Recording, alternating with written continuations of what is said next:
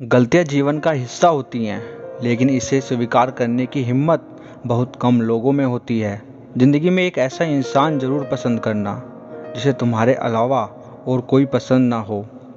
किसी घर में एक साथ रहना परिवार नहीं कहलाता, बल्कि एक दूसरे के साथ जीना, एक दूसरे को समझना और एक दूसरे की परवाह करना परिवार कहलाता है।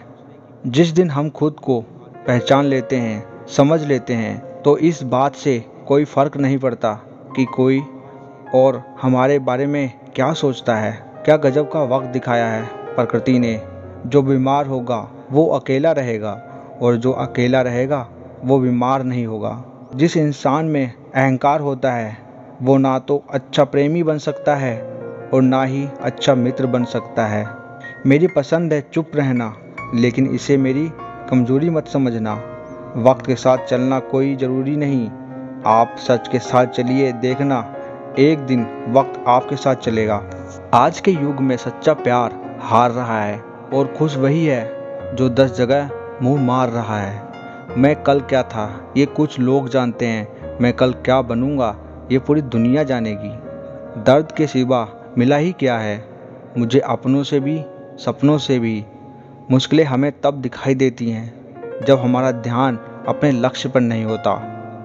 कुछ रिश्ते ऐसे होते हैं जिनके साथ रहना भी मुश्किल होता है और उनके बगैर रहना भी बहुत मुश्किल होता है।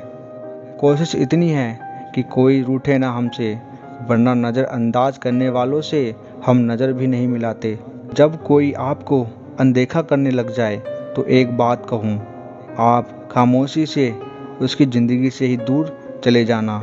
जिसकी जैसी नीयत वैसी कहानी रखता है।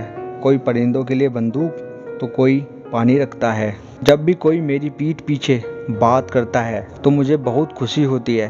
कम से कम उनकी मेरे मुंह पर बोलने की औकात नहीं। जीवन की यात्रा में आपको दूसरे से ज़्यादा अपने आप की ज़रूरत है। कुछ वक्त ईश्वर को देने से आपका खुद का वक्त सुधर जाता है। इंसान की बुद्धिमानी उसके चेहरे और कपड़ों से नहीं, बल्कि उसकी आदतों और बातचीत करने के तरीके से छलकती है। अगर आप वक्त की कदर सीख गए तो समझ लेना आपने जीवन की आधी मुश्किलों को समाप्त कर लिया है। इसलिए वक्त रहते कदर करना सीखो, क्योंकि वक्त निकल जाने के बाद सिर्फ पछतावा ही बचता है।